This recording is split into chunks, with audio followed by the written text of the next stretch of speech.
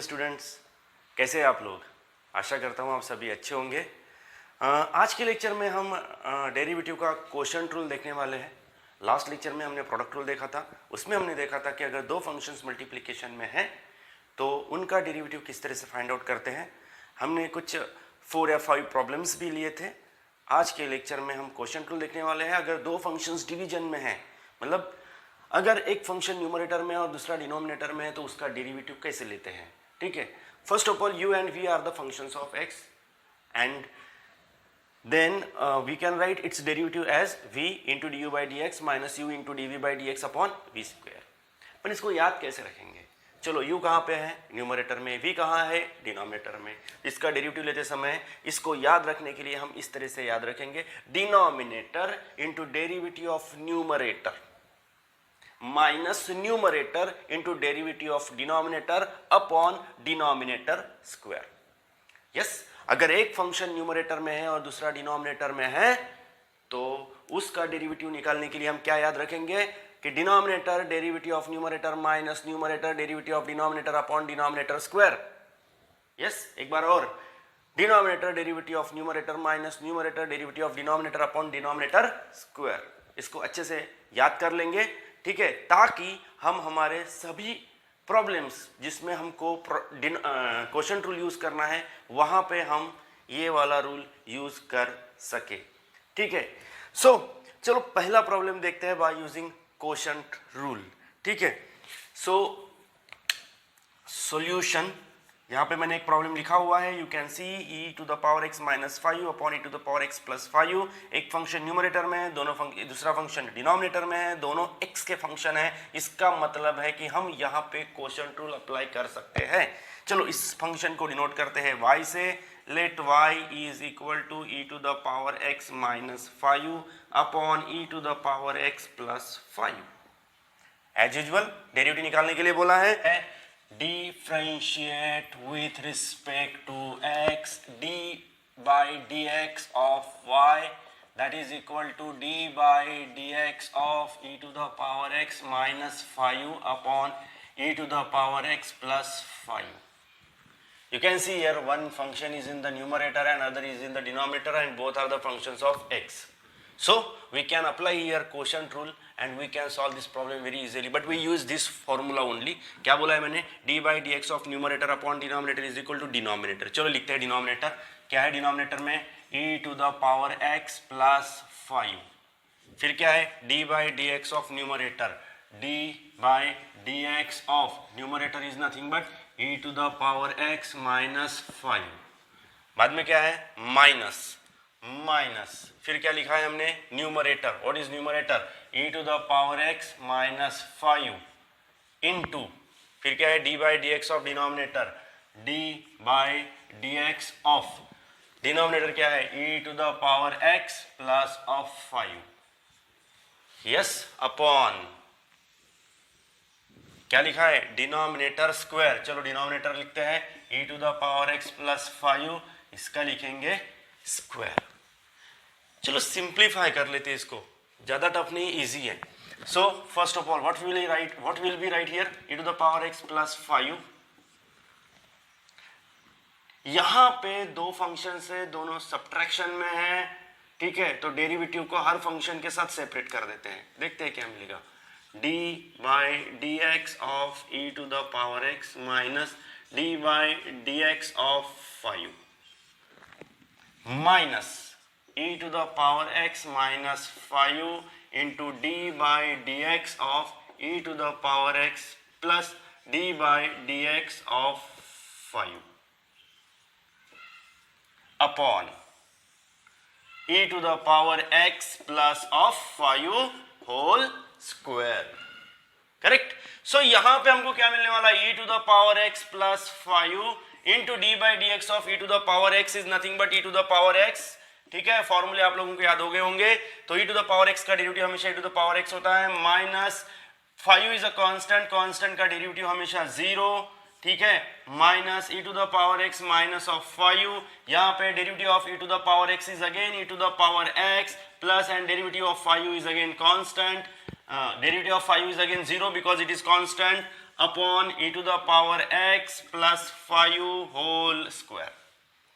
So you can see here e to the power x minus 0 is nothing but e to the power x, e to the power x plus 0 is nothing but e to the power x. So both function contains e to the power x common term को बाहर निकाल लेते हैं. क्या मिलेगा? e to the power x, जो bracket में बची हुई टर्म है उसको लिखते हैं e to the power x plus 5, minus से मल्टीप्लाई कर दो, minus e to the power x minus of minus plus 5, yes, upon e to the power x plus 5 whole square. So you can see here this e to the power x and this e to the power x get cancel. ठीक है, बाद में क्या मिलेगा? This is nothing but 5 plus 5 that is 10. So 10 e to the power x upon e to the power x plus 5 whole square. So this is what the required derivative of this first problem, e to the power x minus 5 upon e to the power x plus 5. Okay, I will take one more problem to clear your concepts of the quotient rule.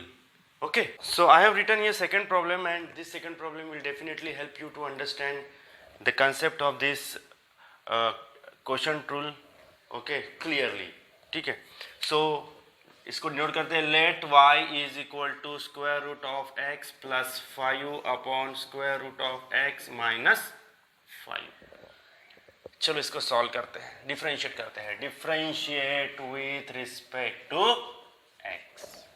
सो क्या मिलेगा? dy by dx that is equal to d by dx of square root of x plus 5 upon square root of x minus 5.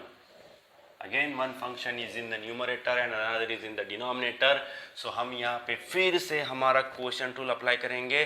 क्या मिलेगा? Denominator square root of x minus 5 into d by d x of numerator square root of x plus of 5, yes, minus numerator that is square root of x plus 5 into d by d x of the denominator, or that is, what is that? Square root of x minus 5 upon denominator square, that is nothing but square root of x minus 5 and its whole square.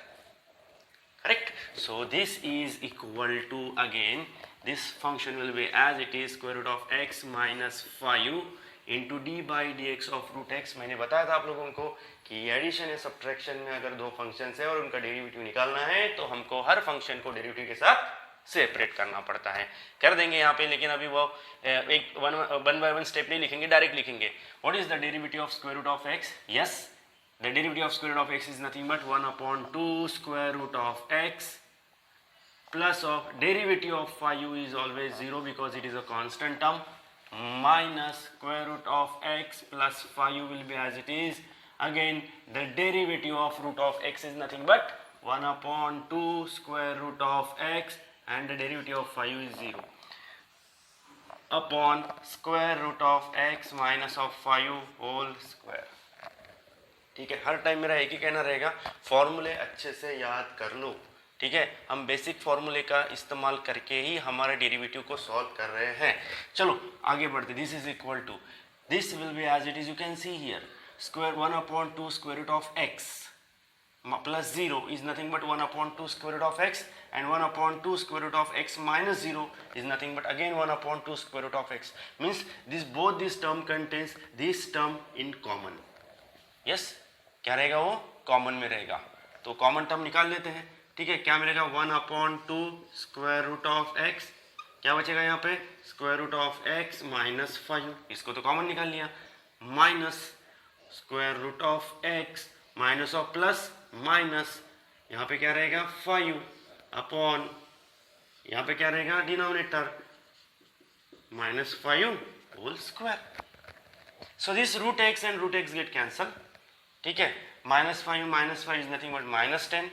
So we must be getting here minus of 10 upon, इसको लिख देंगे अभी 2 root x into root x minus of 5 whole square. So on simplifying this, अगर 2 से इसको divide कर देता हूँ तो I must be getting here 5 upon root x, yes, into root x minus 5 whole square. So this is what the required derivative of this second problem. Now we will take the third problem. So let y is equal to the given equation or the given function x square sin x upon x plus cos of x. Let us differentiate this equation. Differentiate with respect to x. We will write here dy by dx, that is equal to d by dx of x square sin x upon x plus cos of x. Yes. Now you can see that there are two functions, one in the numerator and another is the denominator. So we will be using exactly this quotient rule to solve this derivative. So what we will write here, dy by dx is equal to denominator x plus cos of x, means denominator d by dx of the numerator is x square sin of x plus numerator, okay, sorry, minus of numerator. So what is numerator? X square sin of x into d by dx of the denominator. So the value of denominator is x plus cos of x upon, क्या लिखा है यहाँ पे, denominator square. So denominator का square लेंगे x plus cos of x whole square. So this is equal to, चलो solve करते हैं इसको, x plus cos of x d by d x of, अरे बाप रे, यहाँ पे तो दो फंक्शन है, ठीक है, दोनों कैसे है, मल्टीप्लीकेशन में. इसका मतलब है यहाँ पे प्रोडक्ट रूल लगाना पड़ेगा. लास्ट लेक्चर में मैंने आपको बताया था कि प्रोडक्ट रूल को कैसे याद रखते हैं. डी बाई डी एक्स, अगर दो फंक्शन है तो इस तरीके से लिखेंगे अपन, फर्स्ट इंटू सेकेंड, और याद कैसे रखेंगे, first function into d by d x of second plus second function into d by d x of first. चलो एग्जैक्टली वही यहाँ अप्लाई करते हैं. So we will write first function and then second. So what is first function? X square into d by dx of, what is second function? That is sin of x plus second function, that is sin of x into d by dx of the first function, that is x square. So we have written the derivative of this. Now let us go to the next. So minus of, यहाँ पे x square sin of x into, यहाँ पे derivative है, दो functions है लेकिन addition में है. और जब हमें पता है कि when two functions are in addition we can separate the derivative with every function. So we will be getting here d by d x of x plus d by d x of cos of x. Okay, ये तो हो गया numerator. Now we will write the denominator, that is x plus cos of x whole square. Okay, so this is equal to again, so x plus cos of x, and here it is x square, d by dx of sin of x is nothing but cos of x plus sin x will be as it is, okay, and d by dx of x square is 2x minus of x square sin of x, again d by dx of x is equal to 1 plus of d by dx of cos of x is equal to minus sin x. So we will write here minus of sin x, and then we will write here the denominator x plus cos of x whole square. Yes, so we will write here the last step, that x plus cos of x, here it is x square cos of x plus 2x sin of x minus of x square sin of x in bracket 1 minus sin of x upon the value of the denominator, that is x plus cos of x whole square. So this is what the required derivative of this given function. Dear students, I have taken here 3 problems to understand the concept of the quotient rule. Okay, I will write the solutions of the 3 more problems. You please try those problems by your own.